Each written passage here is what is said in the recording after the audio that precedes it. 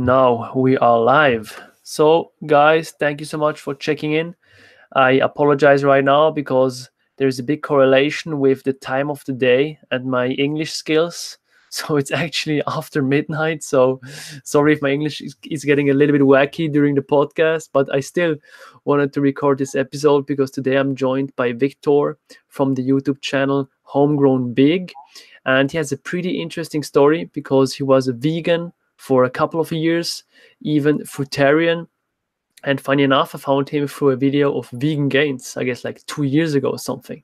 And when I saw his videos for the first time, I thought like, yeah, it's kind of, I don't know if it's true because I never like read the studies. I was in this vegan dogma.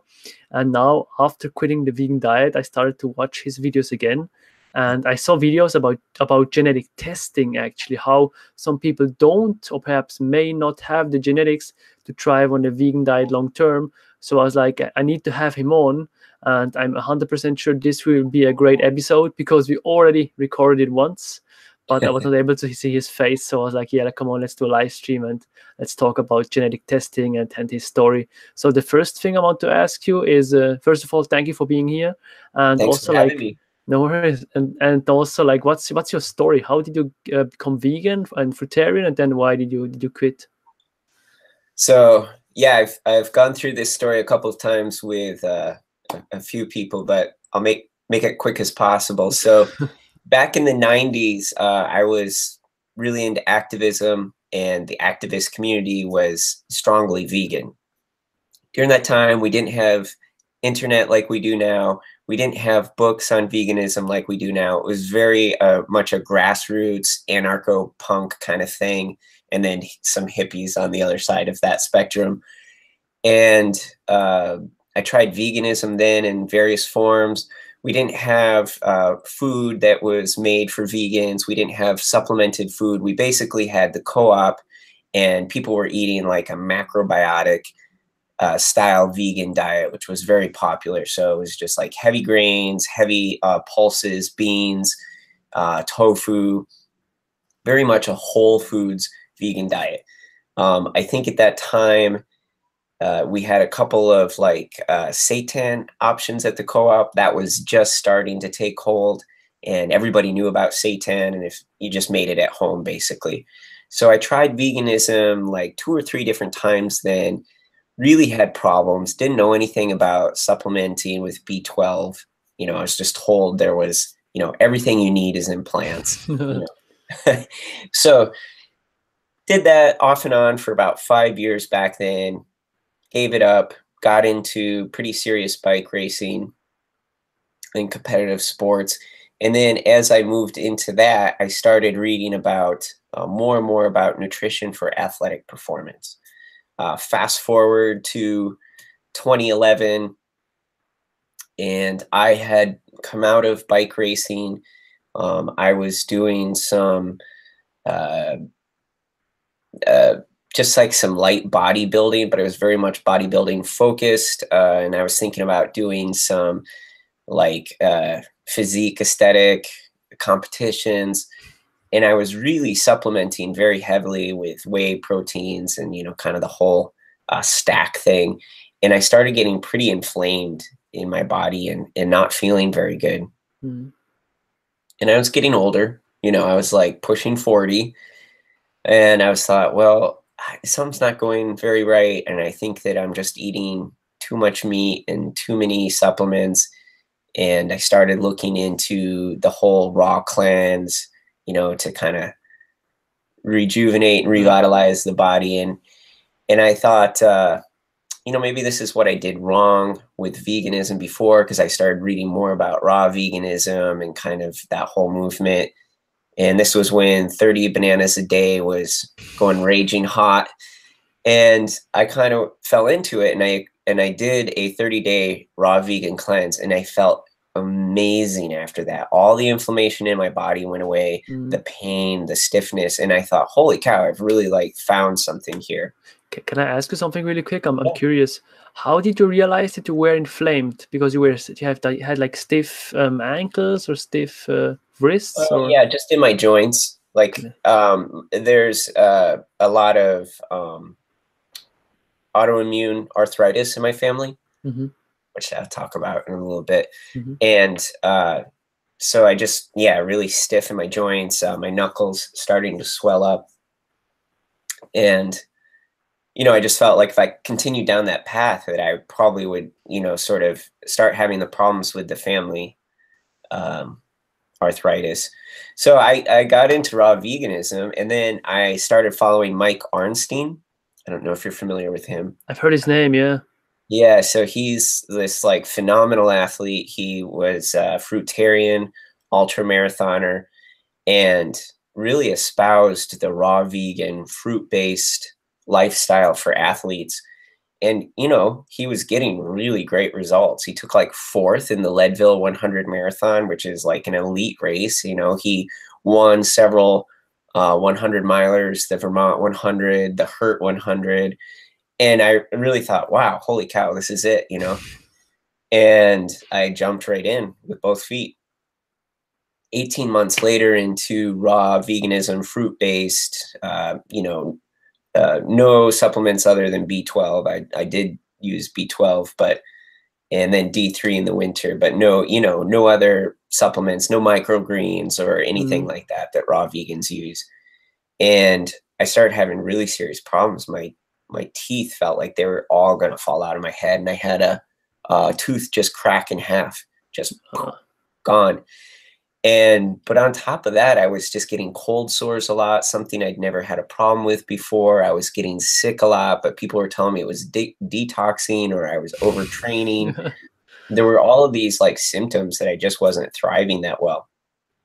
I'll save you a lot of the backstory. I jumped back into whole food cooked veganism, more starch-based, and thought that I just wasn't getting produce that was very good, because I live in a northern region, and I thought, well, maybe if you live in the tropics, that helps you sustain that kind of lifestyle. But here I am in a, northern climate, and maybe I just need to bring in starches.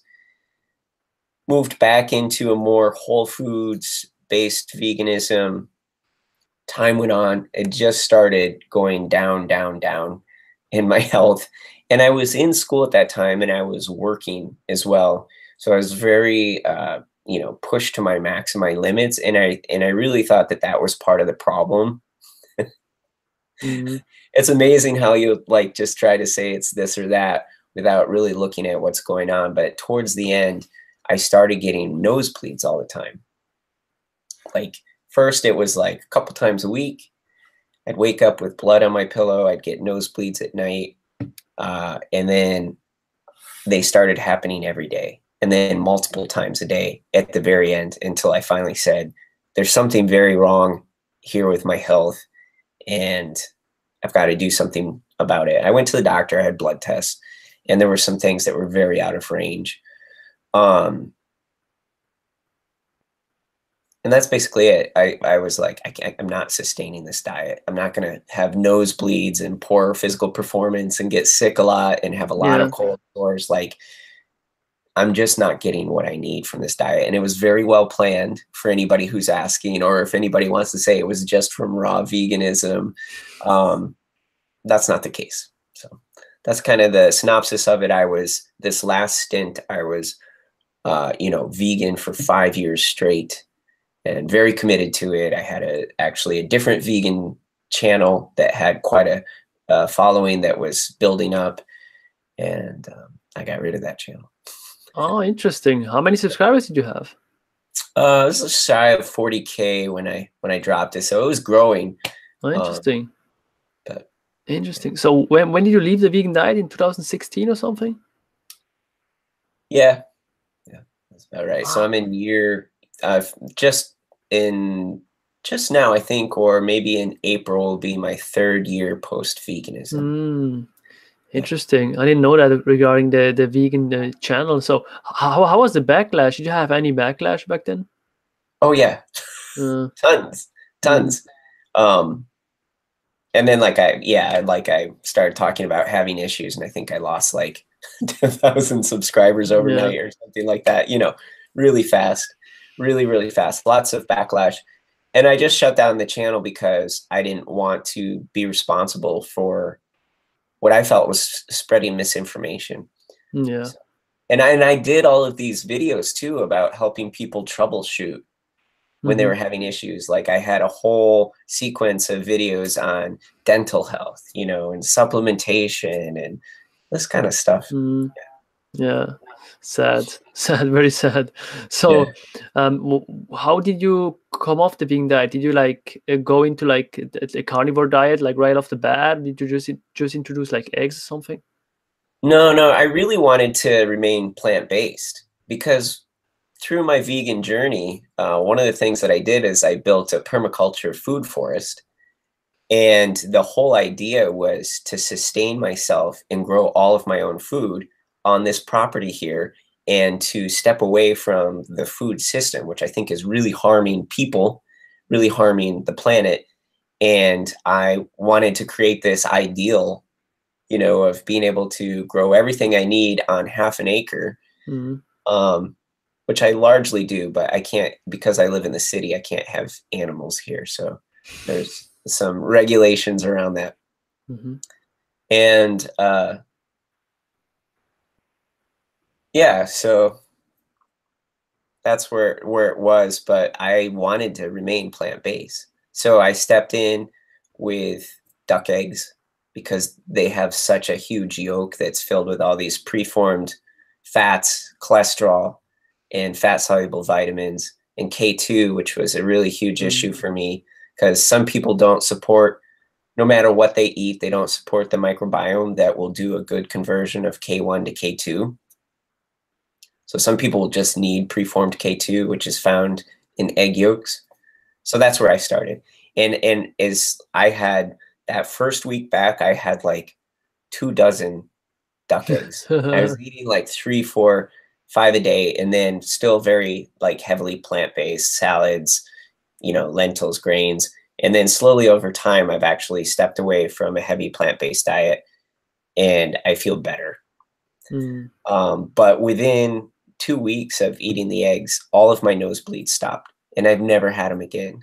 So there crazy. was something there that was happening, you know, and I think it's K2 related because K2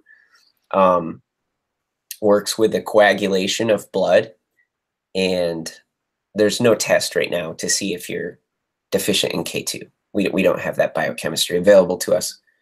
So, but that's my guess.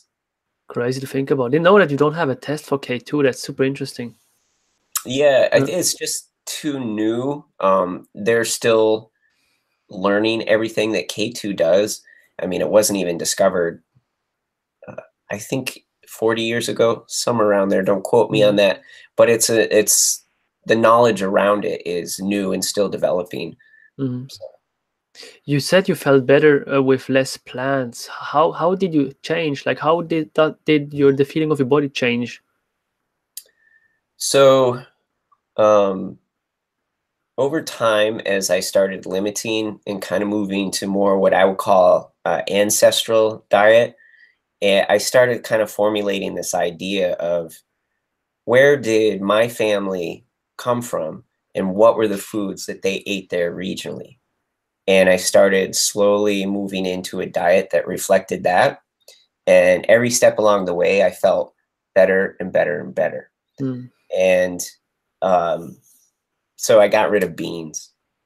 I got rid of all beans. And I will say once in a while I'll have a scoop of peanut butter, but in general, I don't eat much peanut butter either. I got rid of the beans because where my people are from, there's just not beans. Like Yeah. beans are not a thing. Mm. And that alone made me feel so much better. I had no idea how bad beans were making me feel. It's just like poor digestion, lethargy, terrible gas, you know, all these kind of things.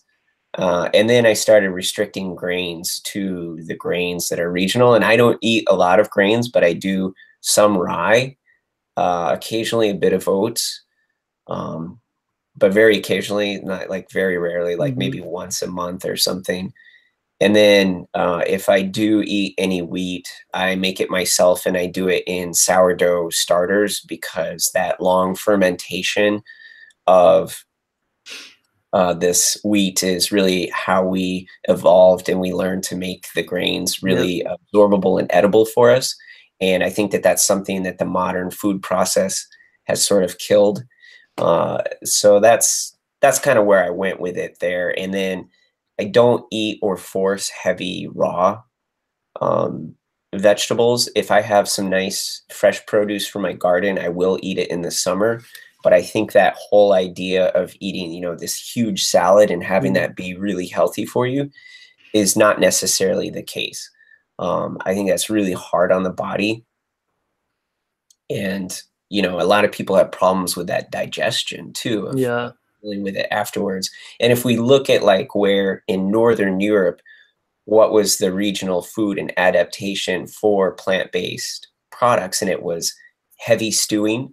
So people took vegetables and put them in with, you know, animal products and stewed them for a long time, broke down all that cellulose and made the nutrients more absorbable.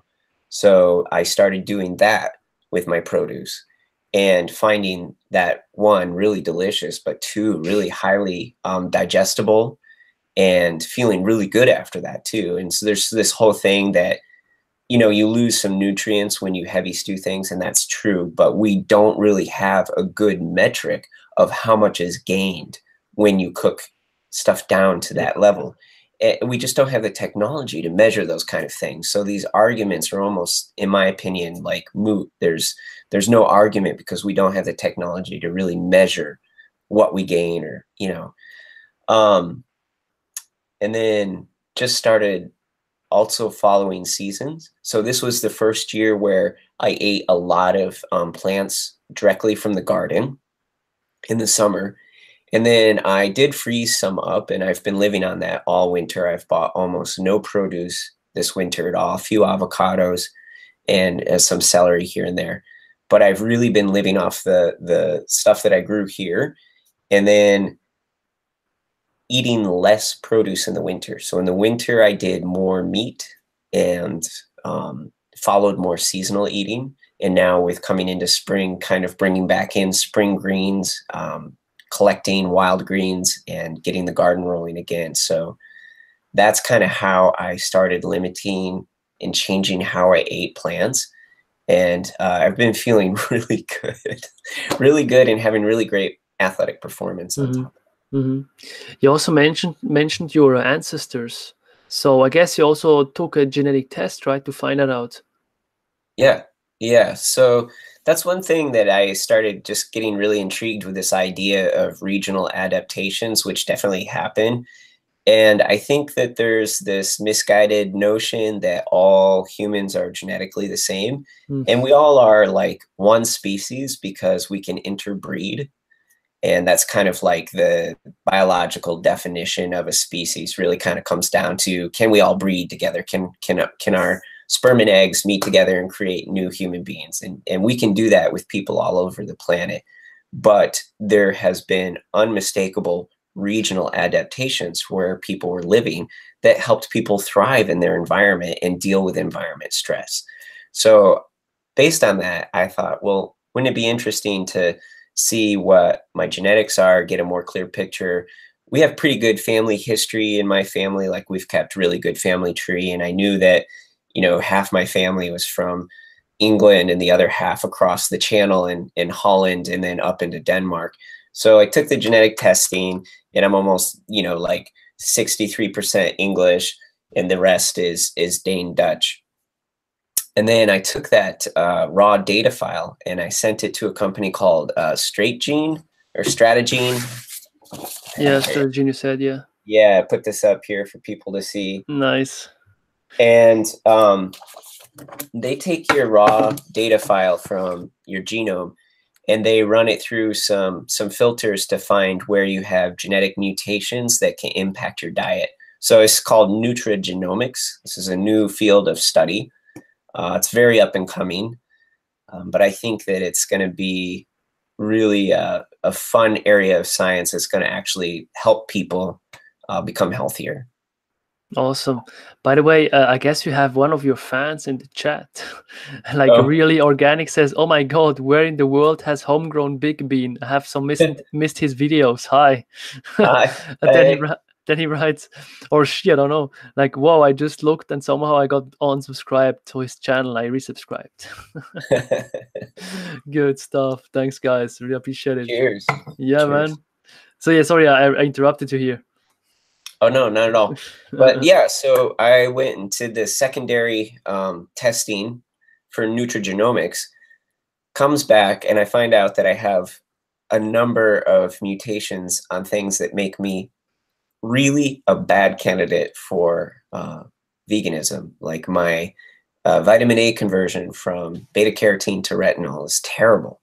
I have 2 mutations on the vitamin A genes, and I have other mutations that make me poor at keeping my homocysteine levels down, which we already know from veganism that if you are lacking in B12, you know, even if it's lowered, that you can have elevated homocysteine, and you know, so on and so on. I don't want to get into all my personal information, but I like at every point where you would really need to be strong and have good genes, so to speak, for veganism, I don't have them.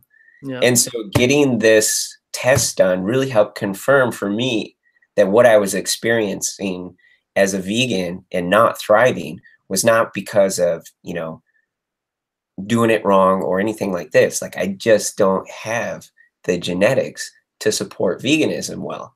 And the, you know, the thing that I get back from people is, well, just supplement, right? So what do you say then when they tell you that? Because you could perhaps just supplement. yeah, I would have to have like this really hardcore regimen of supplementation that would have to be, excuse me, preformed nutrients. And then it's, do you absorb it? Yes, that's the thing. Yeah. Yeah.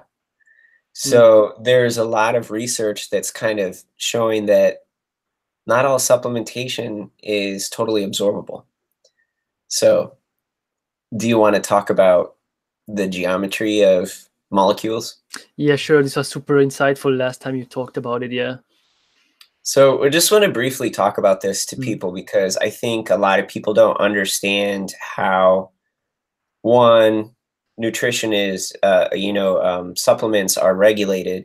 And please add anything from Europe, because I just don't know. But in the United States, we have almost no oversight on supplements at all. Somebody could be mixing this crap up in their garage and they can sell it as supplements. It's perfectly legal. But the thing about, you know, supplements have, all the molecules have a geometry. And the easiest way, it's called chirality. But the easiest way to describe it is that molecules are left and right-handed, if you can imagine. And we have receptors in our body to take the molecules in a certain geometrical form. And so, like, say a receptor in your body wants a right-hand molecule, and it has a right-hand glove, but you take a left-hand molecule and try to put it into that right-hand glove, it doesn't work.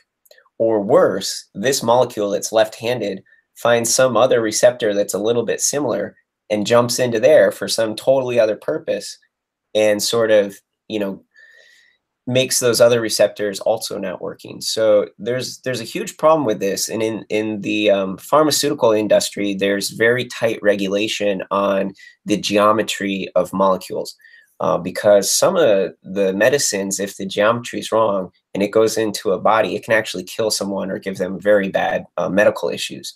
So they have like a 99.9% pure, you know, standard of the molecule geometry.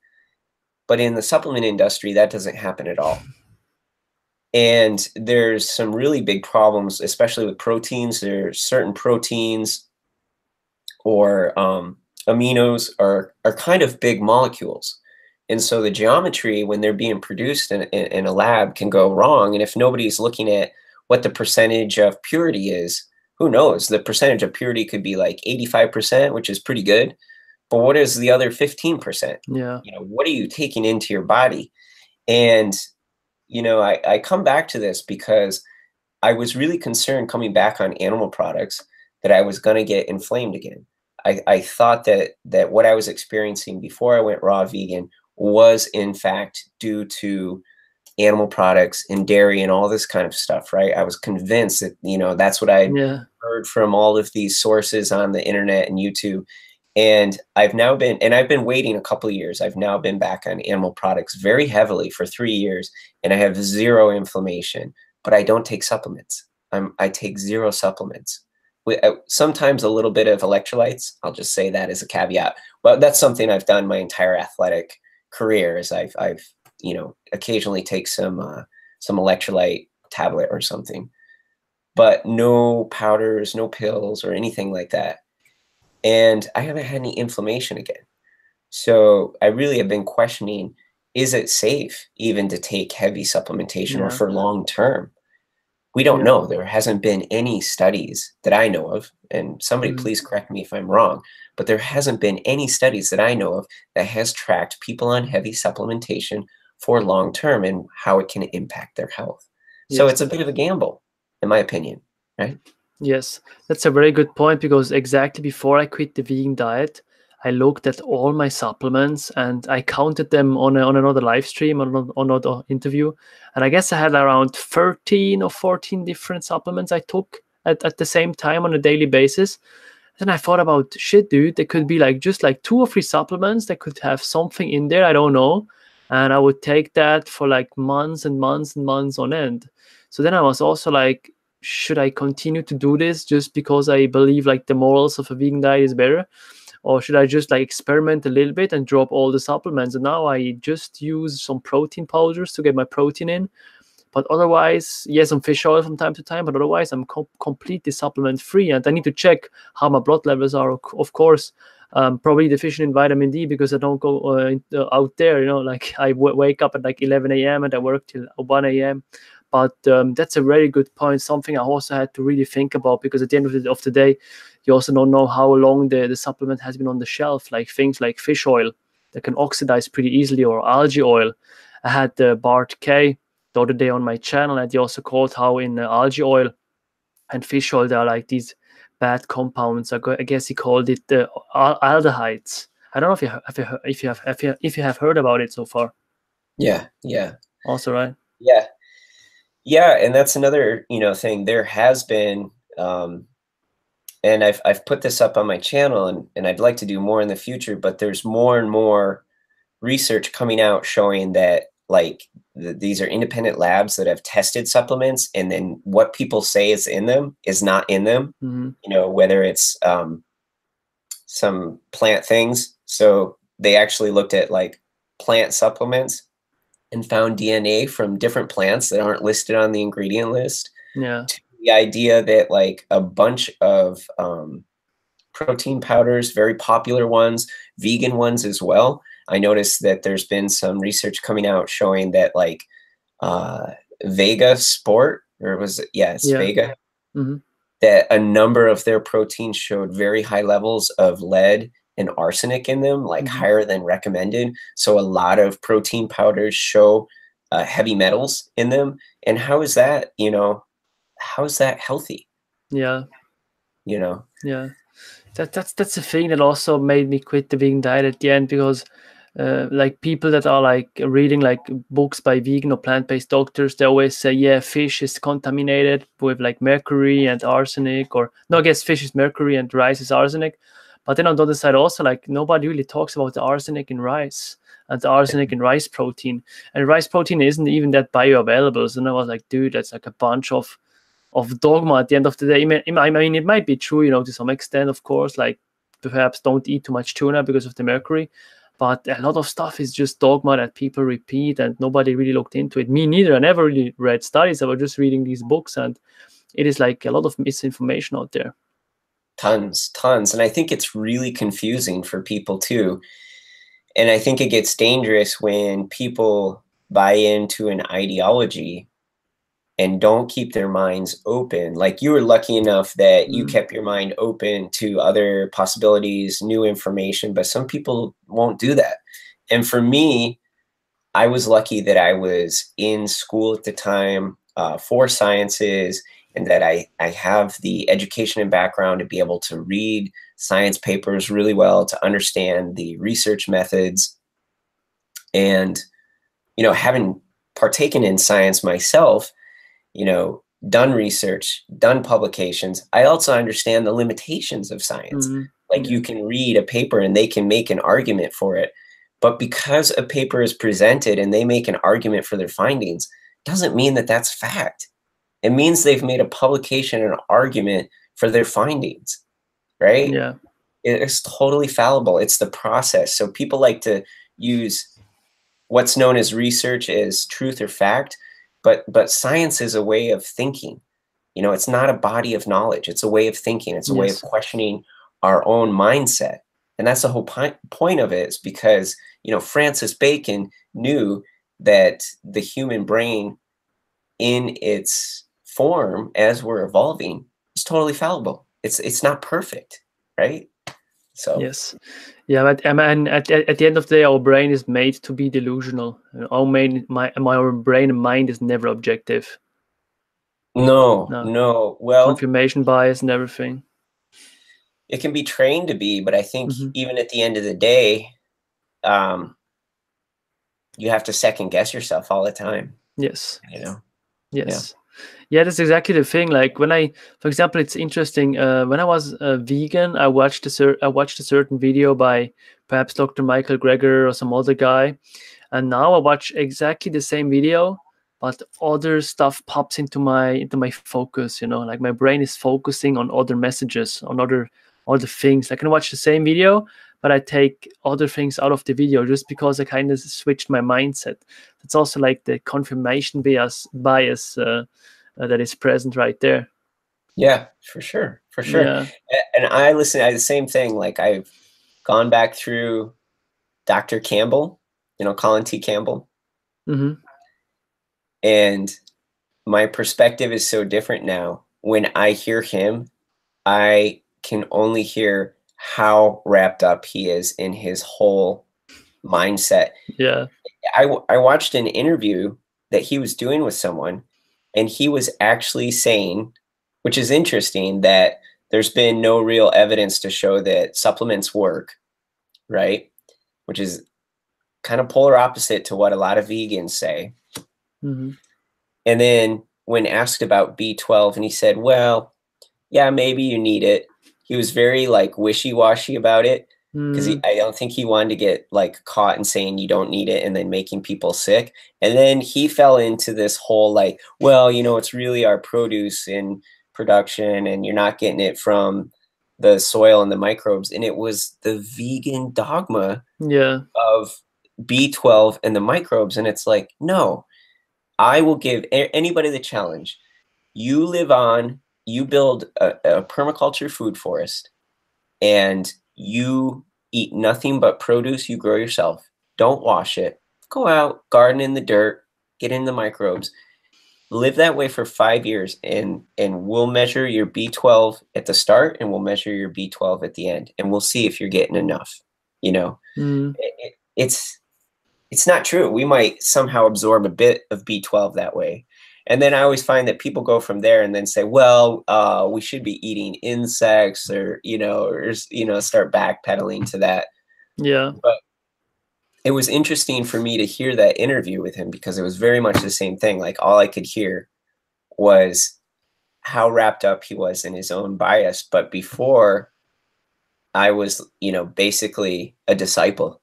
I was, when I would read his stuff and hear him, it was like the gospel truth.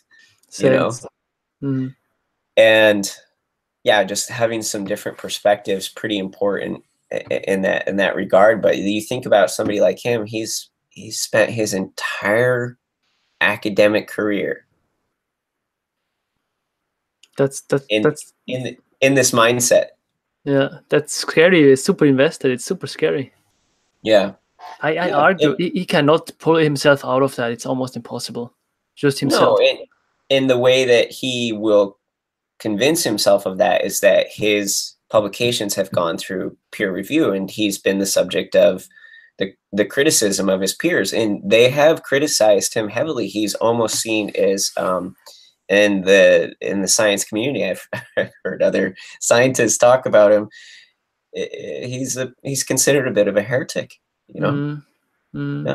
Yeah, I guess it's almost the same. I don't know if it's the same with Angel Keys, or is it similar? I don't really know, to be honest. Yeah, probably. Yeah, right, with the 7-country study.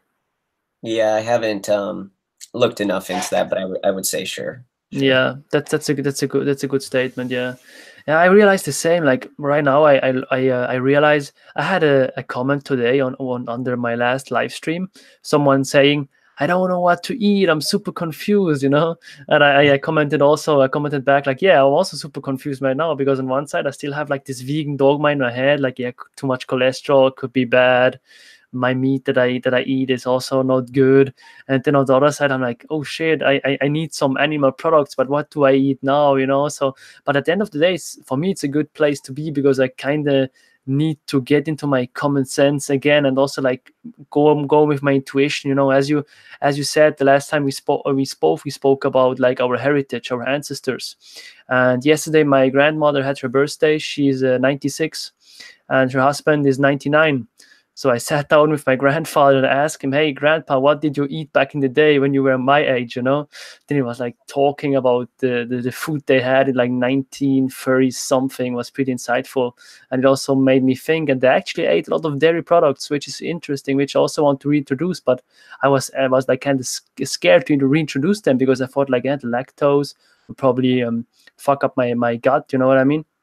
But it's a super interesting and insightful topic that not a lot of people like think about when they think about the right nutrition for them. Yeah, so I'm kind of curious, what else did what did your grandfolks say? No, I didn't tell him like, hey, can you tell me what you ate because I want to like eat like my ancestors. I did it like a little bit like smooth, in the conversation. Yeah. But basically, they had their own animals like chickens, rabbits, pigs.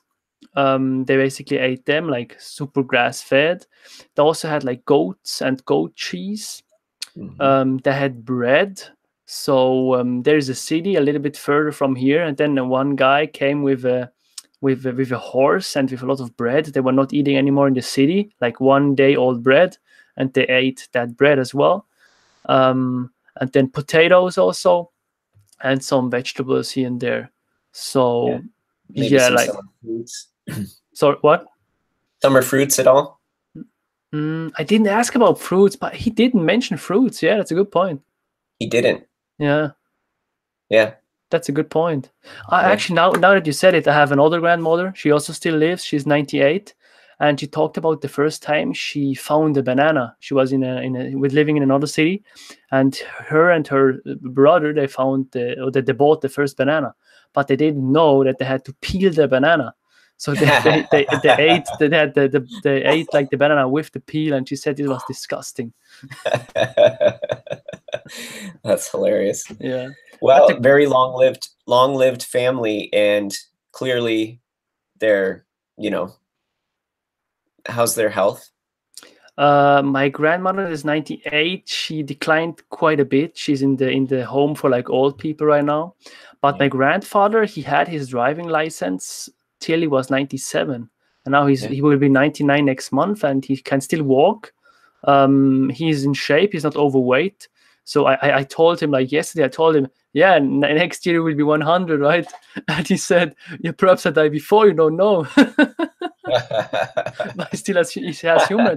His wife, she cooks for him and stuff. So she's also in a pretty good shape. Like she cooks, and I believe the reason why they are so old is also to have like purpose in their life. They live in their own house. He how do you say it in English? He makes his own wood. Like it's pretty impressive. Chops wood. Chops wood, makes wood, chops wood. Yeah, pretty impressive. Yeah, my grandmother lived to 103, and she cooked her own food up until the year she died. So she lived independently, and she had a gym membership until she was 100. Whoa. She did competitive dancing until she was in her late 70s. And the one thing she said to me is you need to eat a little bit of everything and not too much of any one thing, which I Mm. thought was pretty interesting. Like when you consider, and she ate every day. Her favorite breakfast was a bacon sandwich and a glass of orange juice. And she for a while she lived in Florida, so they had their own trees there. So she would get up at 5 in the morning, swim a mile, make a bacon sandwich, and drink a glass of fresh squeezed orange juice. On with her day. Yes, yes, yes. Yeah, it's super insightful. More people should do that actually. Go to their grandparents and that like ask them what they ate or like ask about the lifestyle and stuff. Yeah, well, I think that that's something that we are losing in this generation is our family structure, where we take wisdom from, is kind of breaking down. Mm. And I really think that a lot of the problems that we have with, chronic disease, diet, and nutrition really are coming from modern foods that are processed, not fresh, not regional, chemical laden, and then just lifestyle of lack of activity. Like Mm. in my grandparents' era, even my grandparents were very busy from morning to night. They didn't really sit down. They were doing this or that, they were in the garden, or they were in the house doing things, or they were out and about. They weren't hours at the computer. I think there's so many factors that we can't really account for in Yes, human health right now. yes, But we know that it has changed drastically in a very short period, yes, yes. Also, I think I want to mention here also really quick because people will ask themselves like my orange glasses. It's good that I can throw them in here exactly at the time of the conversation because I guess sleep is also a really huge factor, and I'm always wearing these glasses before I go to sleep because they basically reflect the blue light from all the screens that I use before sleeping. Because if I don't wear them, I cannot really like I can go to bed, but I perhaps need 1 hour till I can like really fall asleep. And with these Mm, glasses, it's way better. gotcha. Yeah, I'll have Can to really try those out sometime. Um, yes. I don't have any There problems falling asleep though. I'm out. Boom. that's good. That's good. I can still recommend them because sometimes when I just can when I can just sleep like 5 hours and I wear them, it doesn't feel like I just slept like 5 hours. It feels way better because like sleep quality is better because you have deeper sleep. Oh, interesting. Yes. Interesting. I mean it's a good experiment. They're just like $80 or $90 or something. Sure. It's a good Sure. experiment.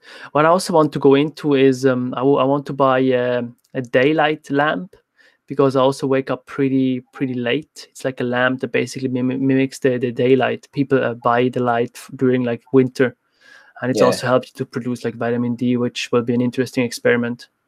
Yeah. Yeah. For sure. Yes. For Are you sure. familiar with grounding, by the way? Is that where you put your feet in the dirt? Yes. Good guess. Yeah. Right. Just dealing with like what is it? EMF, or I don't know much about it, to be Mhm. honest, but yeah, tell me about it. I Introduce me to it. Yeah, it's just really interesting because I had Bart Kai on the last live stream, or one of the last live streams, and he talks a lot about grounding these days. That you kind of needed to. I don't know if it's to assimilate or to get some antioxidants. Like it's weird how he explained it. Like I guess he also said it in the live stream, but I don't remember it exactly how he said it. But then I saw it on another YouTube channel exactly yesterday also, and then I was like, okay, like twice this week, so I should try it out.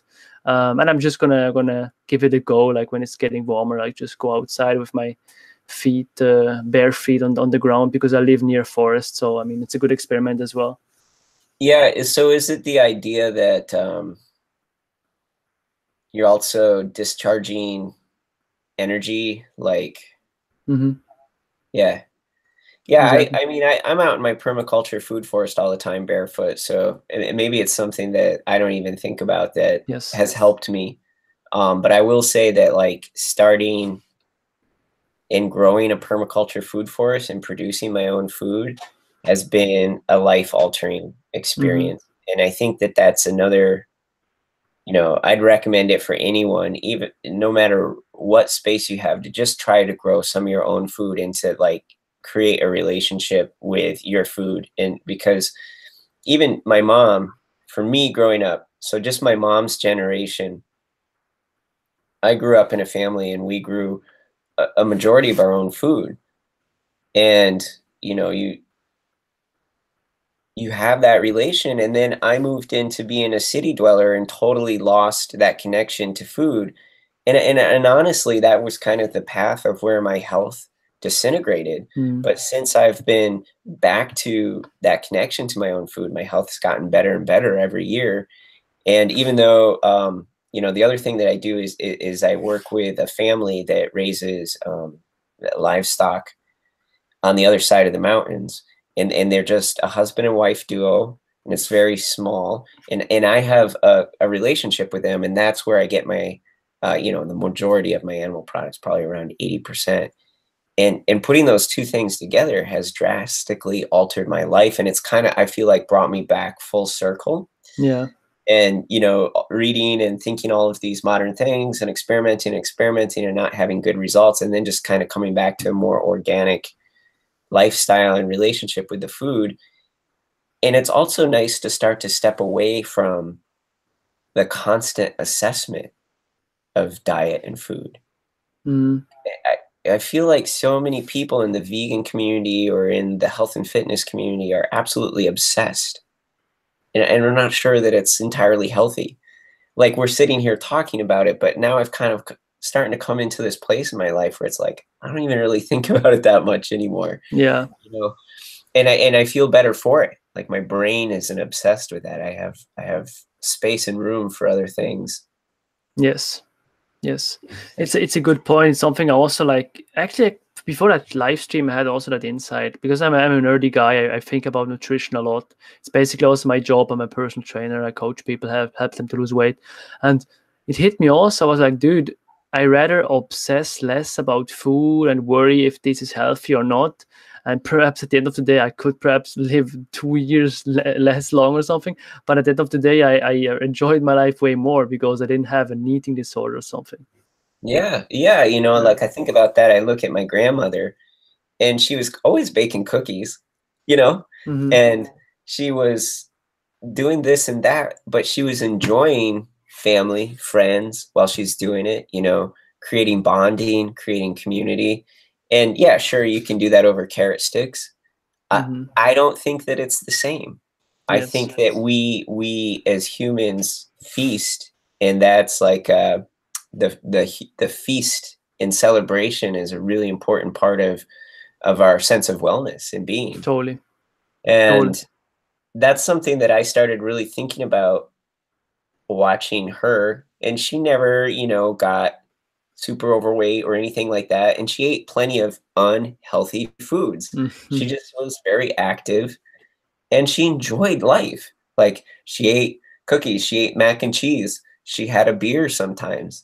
And, you know, she didn't have the chronic illnesses that we see in modern humans. And it's almost like this, like, there's like some like polar opposites. There's people who are all ultra restrictive and will only eat healthy things, and then there's the other side of it, of like this constant binging and constant needing to like feed the whatever empty space you know, in the Yes. psychology of the person. And I Yes. think that that's interesting too. How do we, as ex-vegans, or, you know, maybe if you are super restrictive vegan, consider how your diet and your hyper awareness, hyper relationship with your diet may be altering, you know, some other aspects of your health that are beyond nutrition, Totally. I mean, elevated cortisol is one of them. right? Yeah. Yeah. Good. Good. Stress. Good point. I mean, it was for me for a lot of time. I would argue I had orthorexia once in my life. I would say just Yeah. like worrying too much. I guess it was when I was anxious because I had a lot of anxiety like 2 years ago. I guess also because of the vegan diet, and then I was like obsessing too much over food. I was like, oh, I need to have every variable, how you call it, variable, every factor. Yeah, Available. that's no, like it's It's a, let's say, heavy factor. It's another word for factor. I cannot pronounce it Yeah. at that time of the day. It's like 1 a.m.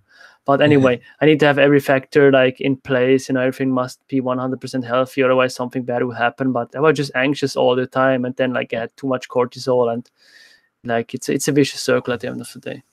Yeah, for sure. Variable. I think that's what you're Variable, exactly. I don't know how can I not pronounce that. It's perhaps, you know, like there were back in the days, there were like words like if you're German speaking, you cannot pronounce like vulnerability and development and stuff. Now these work, but I have always like some end word I need to like master. Awesome. Yeah. So there's also a question by Really Organic. She wants to hear our opinion about salt. Yeah, what's your opinion about salt? I'm curious. That's a good question.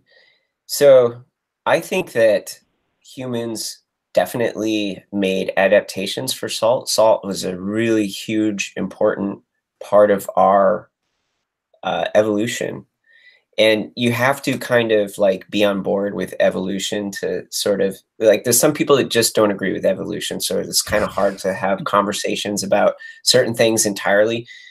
But we clearly like moved towards salt in our history. We used it for everything from like curing animals. And I think that it helped us probably change our physiology as well, the way we sweat. We're the only ape that sweats the way we do. And I think that we evolved to use salt, and it was part of our sweating and cooling mechanism and part of our physical physiology. And I've looked at people who take salt out of their diet, and they tend not to fare very well. They have problems with hyponatremia, and a number of other issues with their blood pressure. And I think that salt is very much like, people say salt is toxic. And they're the same people who, when I say, well, water is toxic as well, they're like, what? No, you need water to survive. Toxicity is dose dependent. So toxicity is really like how much you're taking in. If you take in too much water, you're going to die. Yeah. Right? Oh, can you still see me? Yeah, it's good. Something happened to my computer. Hold on. Okay, there we go. But if you don't take in enough water, you'll also die, right? And I think we see very similar things with salt. You take too much in, it's toxic. If you don't take in enough, you're not necessarily functioning on the level that you need to. Now, in the one case that I could hear this argument is if you had ample access to blood. And there's, you know, some you know, indigenous people, tribal people really rely heavily on animal blood, which will have a lot of salt in it. And I think that it's an interesting argument that Spherage makes, that you're really craving blood, you're not craving salt. Yeah. It's an interesting argument. I think it has some validity. I don't think it's the whole story, right? So that's kind of my take on salt. I think that you can try to eat things that are salt heavy, like you can celery juice, which is a different type of salt, or you can get animal blood or this kind of thing and see how you feel. Or you can just, you know, build a relationship with your body and your biofeedback. I think that's the biggest thing, is you go through all these experimentations, learn to read your biofeedback and what your body's asking for. I use salt. I don't use a lot of salt. And when I'm really craving salt, especially after I've been working out hard, I've been sweating a lot, I'm going to crave salt and I'm going to use some and I will feel better, but I don't dump salt on every meal. Like, I don't necessarily think that's healthy. If you're using salt as entertainment, that's very different than, you know, responding to biofeedback. So that's a good question. That's kind of my take on it. Good take. Yeah, good take on it. It's interesting. When I was vegan, I also had less salt in my diet, and I didn't really sweat during my workouts. Interesting. Like, yeah. I don't know if it's because of the salt, but my friend was always telling me, "Hey, you don't sweat, and now I sweat normally like before." So I I don't Yeah. know if it's also because I had less iodine or something, but it's interesting. And then you hear these vegans like, yeah, you don't need to detox as much because you're so pure, you know, like, dude. Yeah, I'm not sure about that one, but you know, I think the thing about I mean, sweating is really important for thermal regulation. That's, you know, that's how humans are, and if you're not sweating, that's interesting. Yeah, not that good. Yeah. I'm I'm curious, how do you eat now? Like, last time I also asked you, like, you were doing OMAD, right? And also on the carnivore diet, you just ate meat, or did you also have like some plants in your diet? So just for January. So for January, I did World Carnivore Month. And so I did it as an experiment because one of the things that came up in my genetic testing for nutrition was that I don't clear out histamines very quickly. So I have a slower histamine clearing in my body. And so I thought it would be a fun experiment to get rid of all the foods that have histamines and eat like that for a while and then reintroduce. And then I did OMAD during that month because I kind of wanted to do some repair. I trained really heavy last year for powerlifting, and I wanted to prepare for this year's season of powerlifting. So I cut back on my training. I didn't do any heavy lifting during the month. I was just doing light reps and a little bit of kettlebell work. Went to OMAD, so I was doing a lot of intermittent fasting, and then I just reduced down to just animal products. But I'm not doing that now because I'm preparing for a meet. So, but I wanted to experience what it was like to be on OMAD and see what was different with that. You know, Mm-hmm. just experiential learning, I think, is the best Yeah. sometimes. How So was right it? now, Yeah. go ahead. Sorry. Also, I wanted to ask you, how was it before, man? With OMAD. Yeah, how was it? Um, you know, I didn't really struggle with it. Like a lot of people say, "Oh my God, I'm counting down the minutes till I eat," or Mm-hmm. something like this. But for me, I had largely been mostly fat adapted, you know, in the past year, so it wasn't really too much of a transition for me. Um, I did enjoy it. I felt my teeth felt great. That was the biggest thing I noticed. My Mm-hmm. teeth were absolutely perfect. Like no, you know, texture on the teeth, no what we call sweaters. We say sweaters on the teeth when the teeth don't feel clean. Um, and I just had better breath, or you know, whatever, when you're not eating as much. So the bacteria change in the Mm-hmm. mouth, it seems like. And my digestion was fine. I didn't have any problems. Like people are like, "Oh, you're not going to be able to crap. You know, you're going to get constipated. You won't be able to shit." I didn't have any problems with that at all. I think this idea that you need fiber is probably, I don't think we know the whole story on it yet. I think that some fiber can be beneficial, but I don't think that people need fiber the way that they need other nutrients. Yes, that's a good point. Yeah, Yeah. good point. Yeah, because I I see. did. Sorry, yeah, go on. Or I just say that OMAD felt restorative and if somewhat a bit catabolic. Like I definitely lost muscle mass. I did lose fat. And I was eating about the same calories that I am now, maybe a little less. But I don't think that OMAD for me is good for athletic performance. Like maybe if you're doing physique training, it might be a good thing, or you might be able to experiment with it. But like for powerlifting, where you're just going for pure performance and pure strength, it's it didn't feel like I was strong enough on it, Mm-hmm. even when I Mm-hmm. was doing lighter lifts. Yeah, I would argue always when you just have one protein feeding, even if the feeding is big, you don't stimulate muscle protein synthesis enough during the day. So basically, you can also waste some muscle gain potential. Yeah, yeah. If you wanted to be like really like lean and lighter muscle and cut, it probably would work pretty well. Mm-hmm. But for powerlifting, it just didn't feel. As I moved into my training cycle, I was like, I experimented for a couple weeks to see if I could do it, and it just didn't feel good enough for me. Yeah, I can Before imagine. it started slipping.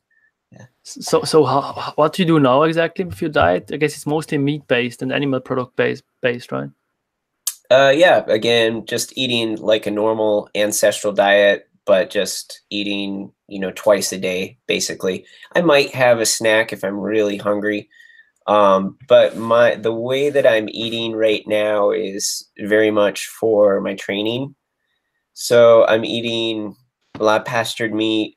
I'm eating homegrown fruits and vegetables out of my freezer. And now that so in my training cycle right now, I'm in the last couple of weeks. So that's when my lifting gets very heavy. I go 75% to 90%. I will mix in some carbs. So as much as I crave. So a lot of times I don't eat carbs, for me more than anything, because like carbohydrates weren't really super heavily available where my family was, but also I'm not active enough. So a lot of times we think about like, what did our ancestors eat? Was it carbohydrates? Was it fat? Was it this or that? But the other thing that we need to like think about is the fact that like my family, they were working 12 hours a day out on the land, or in jobs. They were very physical, and I do desk work. Yeah. So I'm not going to mix in a lot of carbohydrates because that's like instant energy. If I was working a physical job like construction, I would do that and I wouldn't think anything about it. But for me, it's just really trying to keep my insulin receptors healthy as I age. So I only bring in carbohydrates when I'm working out very heavily and I'm training very heavily in my body. I feel like my body needs it. So I do some carbohydrates. I do it in the form of potatoes or waffles or something I make at home with like I'll do sourdough waffles or sourdough pancakes. That's the most common ones for me. And maybe I eat that once or twice a week in addition to my normal diet. I really normally do it after a squat day. Yeah, it makes sense. Yeah, squat day. I'm like, I need waffles Yeah. now. Yeah, that makes sense. Especially like if you go over like 8 or 10. I had like over 10 reps on the squats or on the leg press. It's just like madness. Oh yeah. Yeah. And the program my coach has me on now is like, it's pretty intense. Like it's my second year of competitive lifting, and he put me on a program that's much harder than last year, but it's pushing my numbers up quite a bit faster. And yeah, you need to eat to recover. So when people ask me about that, it's an interesting question because I'm not necessarily eating specifically for health. I can say that like I'm eating how I feel great now, and it could be for health, but specifically I'm eating for performance. Yeah, same here. Yeah, good point. Yeah, good point. I mean, we both do it like in a strategic and intelligent way. We're not like eating like burgers and shit like that. But still, I would argue if you eat or if you eat like me for your whole life, it would not be the healthiest. Yeah, same. Yeah, well, it depends on the person too, or your goals. Like for me, I would also say that powerlifting is not necessarily a great sport for long-term health. Yeah. I would easily say that, but I love the sport and I love the community and I enjoy it. So it's what I want to do, but we can go down a rabbit hole with that. It's a huge digression, it's like, what's the fine line of health versus joy for life? Some people say if you exercise too much, that's not healthy. Okay, whatever. I might wear out my joints faster. Okay, that's a good point. Exactly the same question I had to ask myself as well last year, because I've read Walter Longo's book, The Longevity Diet, and he argues that the high protein diet might not be the best for longevity. And then I was asking myself, do I want to live like a turtle and just like eat low protein my whole life? Or do I want to train like a beast and at least in my 20s and 30s to max out that? And then later on, I can still worry about like protein or fast a little bit longer or a little bit more, But right now, also I'm getting my 150, 160 grams of protein, which is still a lot. It's like 1.1 to 1.2 grams per pound of body weight. But you know, as you say, I love the sport, and it fills me up with a lot of joy. And this is the decision I took. So it's like, I mean, it could be worse if I would take steroids. So I don't take steroids, and I'm still doing it in a healthy and sustainable way. But as you say, then the joints, and you know, and so perhaps you can have injuries and stuff. So it is what it is. But it's a decision you definitely need to take if you are into like healthy eating and healthy living. Yeah, yeah, for sure, for sure. Yes. Well, I do plan on swimming later in my life. That's my that's my goal. I'm gonna be that's my last sport. I'm gonna do some competitive swimming later on. But a competitive, it's interesting, yeah. But why swimming? I just like swimming. Okay, that's good. It's good for your joints. It's good. It's a good sport for aging people, I think. Yeah, fair enough. Yeah. I'm gonna do competitive walking. That's when I'm 50. Yeah. Well, I mean, yeah. Why competitive too? You know, people ask that. I think I've done competitive athletics my entire life. I just think that it's really important. I think it's part of who we are to strive to be our best. But I think that we also have genetics that evolved with extreme competition, extreme reaction to environmental stress, and that's our physiology. And you know, maybe some more than others, but we haven't adapted to modern living. We're supposed to be running for dinner. We're supposed to be running away from dinner. We're supposed to be making our own body heat. That's another thing too. People make their houses way too warm. Everything's warm. Our cars warm. Our houses are warm. Our shopping centers are warm. Yeah, this is the first time in history we've seen this. It's unprecedented. Yes. And we have this whole like system of heat regulation in our bodies. And I think that this is the missing link that is really important in health that is maybe just starting to get researched on or spoken about. But even like I grew up in a house that had no central heating. My bedroom was like freezing. Like I will wake up in the morning and I had heavy blankets and there'd be frost on top of my blankets. Oh, crazy, yeah. And that's how we grew up, and that we lived this way for ages and ages and ages. We have to, maybe we have some help from fire, but we still have to create our own body heat. And we have this whole brown fat system that's part of that. And they're finding that humans are losing all of their brown fat. And what is that doing to our hormone system, right? Because that's really part of our hormone system. What is that doing to our insulin system? What is that doing to our physiology? Yeah. That's another. Yeah. Good points. I see we are already over 1 hour in. Yeah. And I'm getting tired. Like it's like after 1 a.m. But I still wanna give the viewers the most value possible, because last time you gave me a lot of good book recommendations. So perhaps you can go into that at the end of the podcast. Yeah. And next time I'm going to have you on my show, and I'm going to ask you all the questions. Oh, yeah. If you ask me about book recommendations, like it's going to be a 3-hour podcast. All right. What kind of books do you want? The one you told me about last time, like Stuffed and Starved, it's called, I guess. Yeah, I don't have that one down here. So that one, do you have it on your shelf? You can show it. Oh, yeah, sure. Yeah. Why not?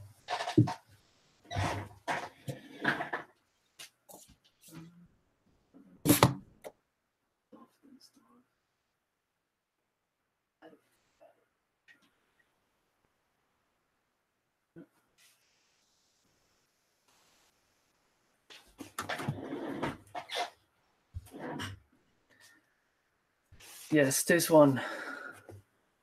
I hope they see it. Yeah. Yeah. Have you started reading it? Yeah. I'm on page, I guess, 50 or 60. Do you have any thoughts? To be honest, I never read about like food production and like these farmers and like India and stuff. But when I read the chapter about, I guess it's a farmer from India or Bangladesh, India, I guess it was.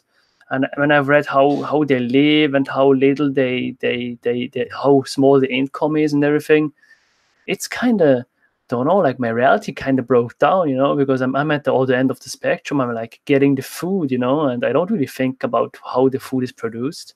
So it's pretty insightful, to be honest. Yeah. So here's along that vein, I would recommend anybody to read this and to really think about not just their nutrition, but human food production and their relationship to food. Vandana Shiva, she's a physicist who's written a number of books. This one's Biopiracy. This was a great read. She talks a lot in this one too, Stolen Harvest. This is a really great one. Nice. Yeah, see if you can see that there. Yeah. She talks a lot about how we had all of these.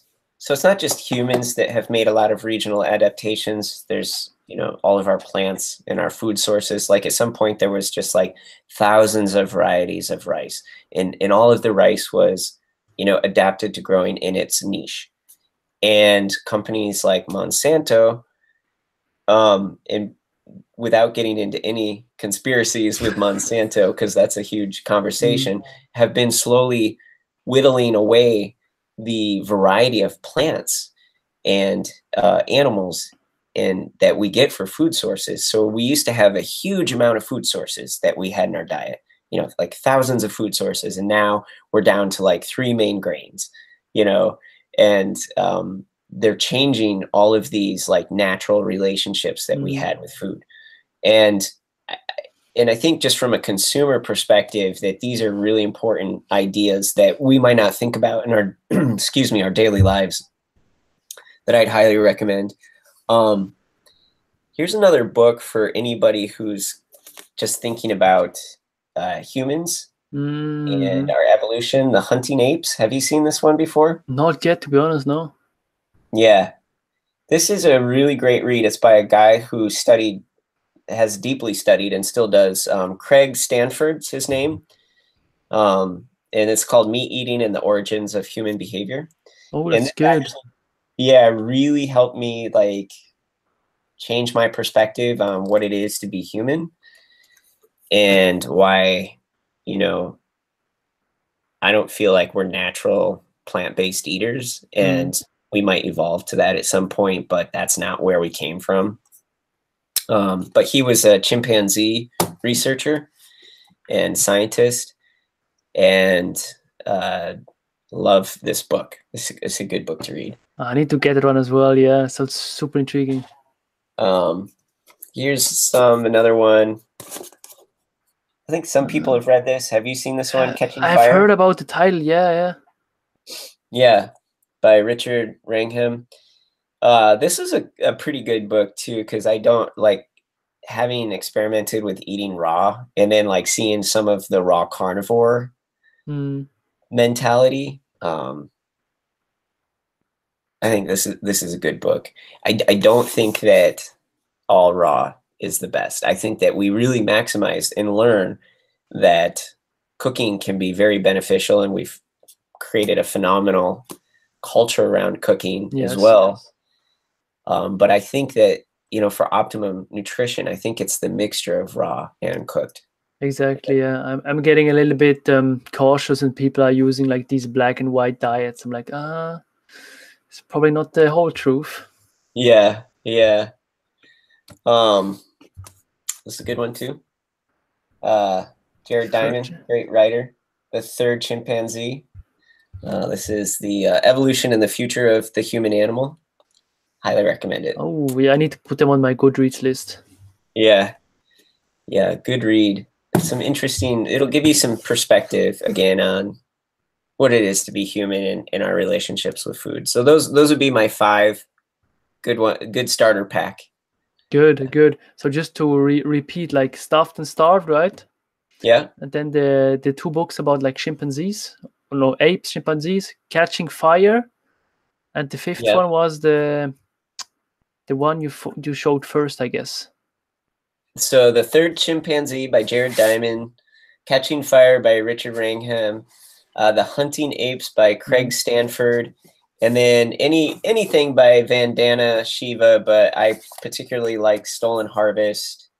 Oh yeah, this one. And Biopiracy. Yeah. Good one. Yeah, I need to put them on my list. I want to buy a Kindle soon, so I can perhaps look if they have the Kindle version. I have too many books in my room. No such thing.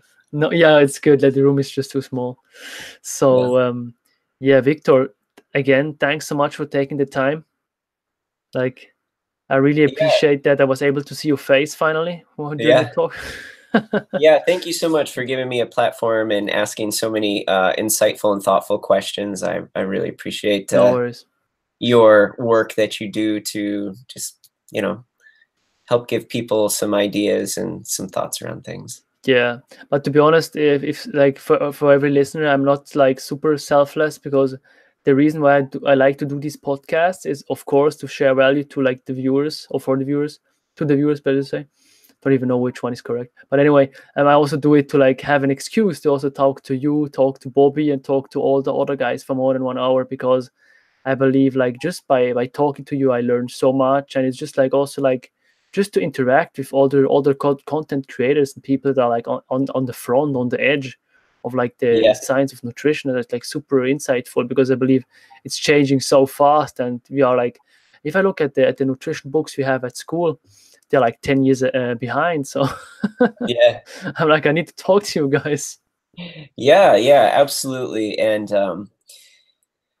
I think that that's part of the beauty of technology, is that information share, and we are in like this rapid evolutionary expanse of information share amongst humans. So Yes, it's pretty fun. And yeah, thanks for staying up late. no worries, no I could worries. tell you're a little tired tonight. A little bit, but I'm good. I'm good. Yeah, really. Sorry, yeah, go Oh, on. no, I should say I really appreciate you, putting out that effort. No worries. Thank you, man. I also appreciate it you were here. So if people want to contact you, what's the best way? So Instagram is definitely the best way to contact me. Mhm. Because I rarely ever check the email that is linked to my YouTube channel. But I'm on Instagram daily, same name as my YouTube channel. And I actually post a lot more stuff on Instagram because I'm back in school now and I have a professional career. And that's part of the reason why my content is a little slow right now. But I put Mhm. up stuff on Instagram almost daily. Yeah, So yeah, that's as we're coming into gardening season in the permaculture food forest, I'll be putting up a lot of stuff about permaculture and probably a little less stuff about metal and lifting. yeah. Good. Well, when is the competition? You said. June 15th. Okay, yeah, yeah. So we have some time left to like see your lifting and stuff, like in your home gym. Yeah, Good. yeah. I think I might put up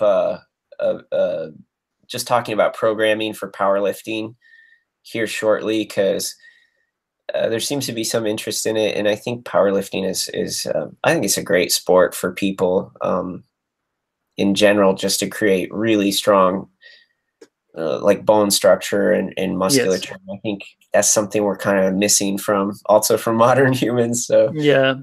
Totally. Totally. Yeah. Good. I will post your YouTube down below, your Instagram down below, everything. Thanks again for taking the time. I yeah, really appreciate it. thank you. What we can. It's not the last time you were here, because I guess you also like in the next couple of months you will also like read a lot of new stuff. You can talk about other things, but the genetic testing is something I really had to share with my viewers, because the first time I've heard about it, I was really like mind blown. Yeah, So. yeah. I think that anybody that does that testing would benefit from it Mhm. because you just don't know. You can go get blood work, but I think when you look at your genes and you know where you're lacking, or you might find the opposite. You might find that you're actually pretty well suited for Mhm. all of these vitamin conversions. But Mhm. Yes. data, knowledge is power, as they say. Yes, I will definitely put the link of the test down below, and I also want to do it. I will also share the results on my YouTube channel, because I'm also super curious, and Yeah. I hope I have the same genes as you, because otherwise people will say like, "Huh, you did it wrong, the vegan diet. Like you could have stayed on there for longer." Well, I'd Yeah. love to have a conversation about that when you get it done too, and we can Yes, go a little deeper into the bit by bit, piece by piece, and kind of talk yes, about the genes. yes. Let's do that totally. So Oh, thanks, Victor, for being here, all and right. thanks, guys, for listening. Thanks, guys, for watching. Like that podcast if you like it. Thanks for subscribing. And yeah, we'll see you in the next episode. Thanks, guys. Cheers. So long.